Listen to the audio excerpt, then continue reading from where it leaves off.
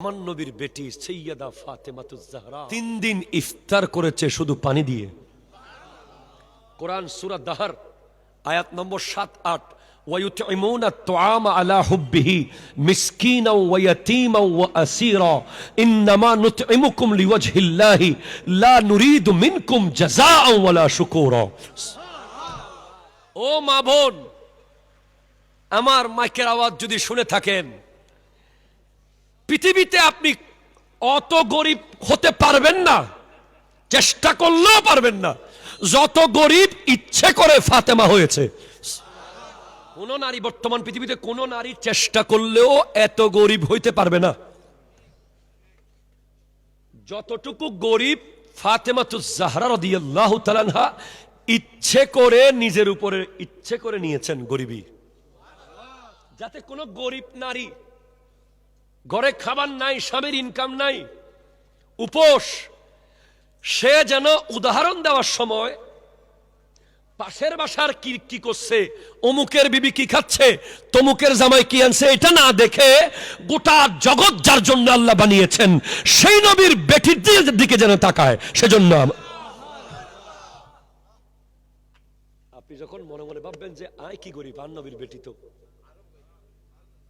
3 দিন ও সোজা কি এতে অনর ভিতরে কি আর দুঃখ থাইব না? অনতে শাড়ি বেশি নাই দেরি, ফাঁসখান সমান নাই দেরি, বহুত মা বোন অক্কল আছে জামাই টিয়ারে শাড়ি কিনে কিনে শেষ করে ফেলাই। বিয়ে একখান আসছি এনে শাড়ি, মেহেদি অনুষ্ঠানে একখান আসছি শাড়ি, এনে তোর কি একখান ই শাড়ি, এনে আর একখান ই শাড়ি, এনে আলমারি কে আলমারি শাড়ি। আলহামদুলিল্লাহ আমাদের আলেম ওলামাদের বিবিরা আওয়াজ নেই, দিলেও আলহামদুলিল্লাহ, না দিলেও আলহামদুলিল্লাহ। সৈয়দা ফাতেমার কাছে কয়টা শাড়ি ছিল? ইমাম হোসাইন রাদিয়াল্লাহু তাআলা আনহুকে এখন প্রসব করেছেন, এখন নামাজ শুরু করেছেন।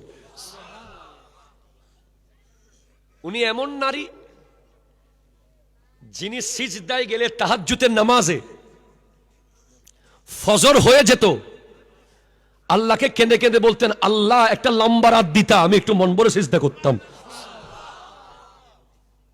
ইনি এমন নারী যিনি রান্না করতে করতে কোরআন খতম দিয়ে দিতেন।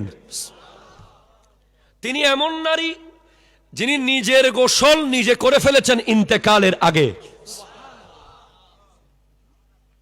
তিনি এমন নারী যিনি জমিনের উপরের মানুষকে তো পর্দা করেছেন করেছেন করেছেন, কবরের মানুষকেও পর্দা করেছেন করেছেন করেছেন, এমনকি আল্লাহর ফেরেশতাকেও পর্দা করেছেন।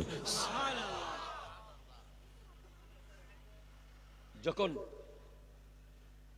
আজরাইল আলাইহিস সালাম জান কবজ করতে এলেন, অনুমতি চাচ্ছেন ফাতেমা জাহরার কাছে,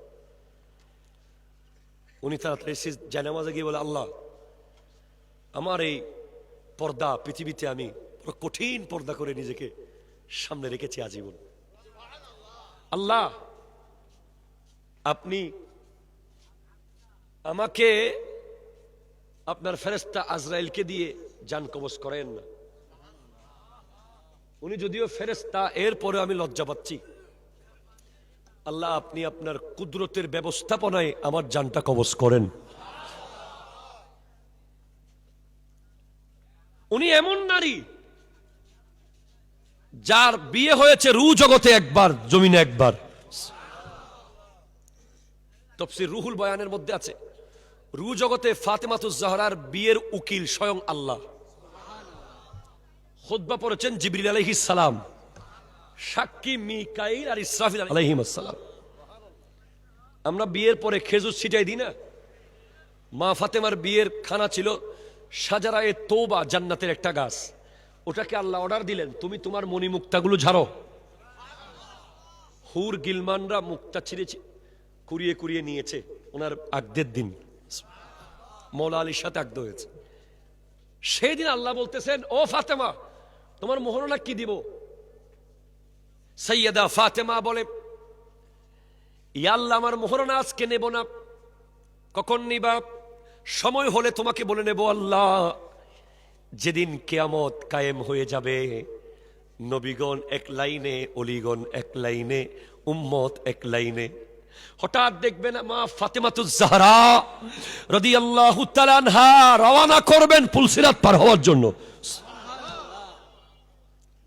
তখন একটা আওয়াজ আসবে, ইয়া আহলাল জামে গুদ্দু আবসারাকুম হাত্তা তামুররা ফাতেমাতু বিনতে রাসূলিল্লাহ। হে হাসরবাসী, চোখ নিচু করো যতক্ষণ নবীর বেটি ফাতেমা পুলসিরাত পার হয়ে যাবে না। তখন উনি পুলসিরাতে গিয়ে পা রাখবেন, লগে লগে পিছনে তাকাবেন, আল্লাহ বিয়ের মোহরানা দাও। কিরে ফাতেমা, সবকিছু শেষ, জান্নাতীরা জান্নাতে যাবে, জাহান্নামীরা জাহান্নামে যাবে, এখানে বিয়ের মোহরানা কেন?